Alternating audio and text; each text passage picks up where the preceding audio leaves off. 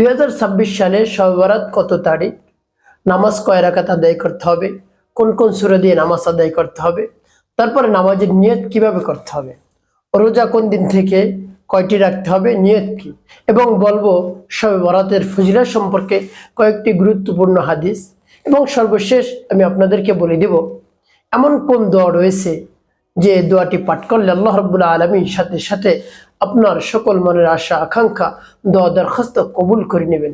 আমি আপনাদেরকে বিস্তারিতভাবে বলে দিচ্ছি। প্রিয় ভাই বোনেরা, আপনি যদি ভিডিওটি শুরু থেকে শেষ পর্যন্ত দেখতে পারেন তাহলে আশা করি শবে বরাতের যে আমলগুলো রয়েছে আপনার সেগুলো সবকিছুই জানা হবে ইনশাআল্লাহ। প্রিয় ভাই বোনেরা, আপনার আর কোনো সমস্যা হবে না, আপনি এক ভিডিওর মধ্যে সবকিছু পেয়ে যাবেন। ভাই বোনেরা, শবে বরাত অনেক দামি এবং গুরুত্বপূর্ণ, তাই শবে বরাত যখনই আপনি পেয়ে যাবেন কাল বিলম্ব করবেন না, অবহেলায় সময় নষ্ট না করে শবে বরাতের আমল করা আপনি শুরু করে দিবেন, শবে বরাতের ইবাদত করা আপনি শুরু করে দিবেন। আল্লাহ রাব্বুল আলামিন আপনাকে মাফ করে দিবেন। তার কারণ এই শবে বরাত হলো বন্টনের রাত্রি। আল্লাহ রাব্বুল আলামিন বন্টন করেন। এই শবে বরাত থেকে এরপরে শবে বরাত পর্যন্ত আপনি কি খাবেন, কোথায় যাবেন, কোথায় ঘুমাবেন, কত টাকার মালিক আপনি হবেন, সব কিছু আল্লাহ রাব্বুল আলামিন নতুন করে লিপিবদ্ধ করেন। তাই এই বন্টনের রাতে আপনি অবহেলায় কাটাবেন না। তারপরে এই দিনের যত ধরনের আমল রয়েছে সব আমল আপনি করবেন, তাহলে আপনার জীবনকে আল্লাহ রাব্বুল আলামিন পরিবর্তন করে দিবেন। তার কারণ হলো এই রাত হলো বন্টনের রাত্রি। এই রাতে যদি আপনি আল্লাহ রাব্বুল আলামিনের কাছ থেকে চেয়ে আপনি ঘুরিয়ে নিতে পারেন, আপনার ভাগ্যটা ভালোর দিকে ঘুরিয়ে নিতে পারেন, তাহলে আপনার কপাল খুলে যাবে। সারা বছর আপনার সংসারের জীবনে শান্তি আসবে, সব ধরনের অশান্তি দূর হয়ে যাবে। তো প্রিয় ভাই বোনেরা, এই জন্য পবিত্র শবে বরাত যখনই আপনি পাবেন অবহেলায় না কাটিয়ে আপনি ইবাদত বন্দেগীতে আপনি সময় কাটাবেন। প্রিয় ভাই বোনেরা, আমি শুরুতেই বলবো শবে বরাত 2026 সালের কত তারিখে। 2026 সালের মার্চ মাসের 3 তারিখ দিবাগত রাতে শবে বরাত, অর্থাৎ আরবি মাসের 14 দিন যে রাত আসবে, অর্থাৎ শাবান মাসে 14 তারিখ রাতে আপনি শবে বরাত পালন করবেন। 14 শাবান দিবাগত রাতে শবে বরাত। তাই 2026 সালের মার্চ মাসের 3 তারিখ রাতে আপনি ইবাদত করবেন। সেই রাত হলো শবে বরাতের রাত্রি। যখন আপনি শবে বরাত পেয়ে যাবেন আপনি আমল শুরু করে দিবেন, ইবাদত শুরু করে দিবেন। আপনি তো অন্যদিন তো আমল করেনি, এই দিন আরো একটু বেশি আমল করবেন, রাত জেগে জেগে আল্লাহ রাব্বুল আলামিনের ইবাদত করবেন, তাহলে আপনার কপাল খুলে যাবে, ভাগ্য পরিবর্তন হয়ে যাবে, আপনি নিজ চোখে দেখতে পারবেন ইনশাআল্লাহ। প্রিয় ভাই বোনেরা, তাই আপনি অবহেলায় কাটাবেন না। তো প্রিয় ভাই বোনেরা, কোন সময় থেকে আপনি ইবাদত শুরু করবেন? মাগরিবের নামাজের পর থেকে ফজর পর্যন্ত ইবাদতে কাটাবেন, অন্য কোনো দিকে আপনি যাবেন না, অন্য কোনো কাজে আপনি লিপ্ত হবেন না। যে কাজে ব্যস্ত হলে আপনি ইবাদত করতে পারেন না সেই কাজে আপনি যাবেন না। তো প্রিয় ভাই বোনেরা, এখন শবে বরাতের ফজিলত সম্পর্কে আমি আপনাদেরকে বলে দিচ্ছি। এই রাতে আল্লাহ রাব্বুল আলামিন তার অসংখ্য বান্দা বান্দীদেরকে মাফ করে দেন, সাধারণ ক্ষমা করে দেন। সেই ক্ষমার মধ্যে যদি আপনি পড়ে যান আপনার ভাগ্য কত ভালো হবে। এই জন্য আপনি অবহেলায় কাটাবেন না, আপনি ইবাদত বন্দেগীতে আপনি মগ্ন থাকবেন, ইবাদতে রত থাকবেন ফজর পর্যন্ত। আল্লাহ রাব্বুল আলামিন আপনার ভাগ্য পরিবর্তন করে দিবেন, আপনার জীবনের সমস্ত গুনাহ খাতাগুলো মাফ করে দিবেন। প্রিয় ভাই বোনেরা, এই রাতে আপনি ক্ষমা চেয়ে নিন। এই রাতেও যদি ক্ষমা চেয়ে না নিতে পারেন তাহলে কবে নেবেন? 5টি রাত আল্লাহ রাব্বুল আলামিনের কাছে সবচেয়ে বেশি দামি, শবে বরাত, শবে কদর, 2 রাত্রি এবং বৃহস্পতিবার রাত্রি। 5টি রাত অত্যন্ত গুরুত্বপূর্ণ, তাই শবে বরাত একটি দামি এবং গুরুত্বপূর্ণ একটি রাত।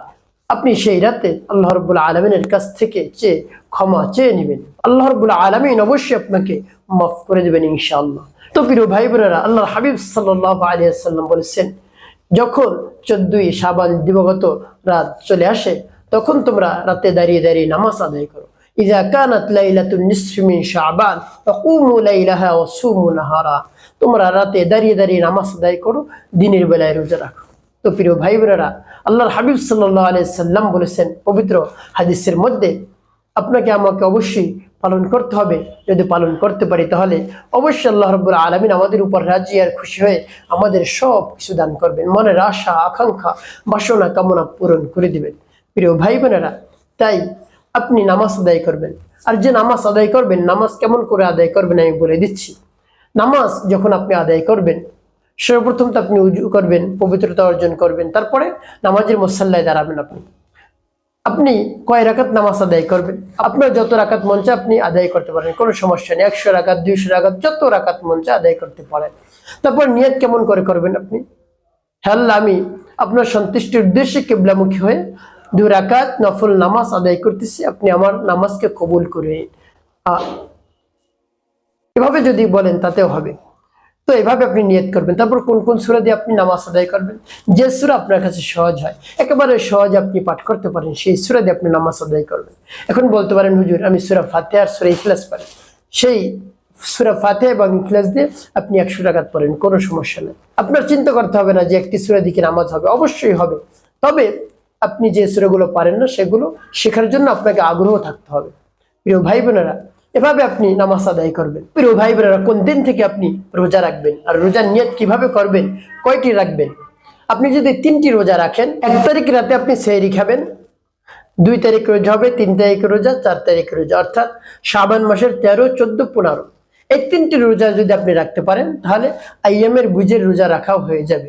আল্লাহর হাবিব সাল্লাল্লাহু আলাইহি ওয়াসাল্লাম আরবি মাসের 13, 14, 15 এই 3টেই রোজা রাখতেন। তো প্রিয় ভাই বোনেরা, তাহলে আপনি আইয়ামি বীজের রোজা রাখাও হয়ে যাবে, আপনি যদি 3টি রাখেন, আর শবে বরাতের রোজা রাখাও হয়ে যাবে। আর যদি 2টি রাখতে চান তাহলে 2 তারিখ রাতে সেহরি খাবেন, 3 তারিখ এবং 4 তারিখ রোজা হবে, 2টি রোজা আপনার হবে। প্রিয় ভাই বোনেরা, তো রোজার নিয়ত আপনি কিভাবে করবেন?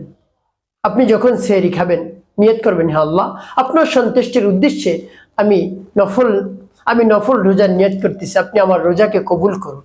এভাবে বললেই হয়ে যাবে, এর চেয়ে আর বেশি বলতে হবে না যে শবে বরাতের রোজা, এটা বলতে হবে না যে নফল রোজা রাখতেছি, আল্লাহ রাব্বুল আলামিন কবুল করবেন ইনশাআল্লাহ। প্রিয় ভাই বোনেরা, এভাবে আপনি পর্যায়ক্রমে ইবাদতগুলো করবেন।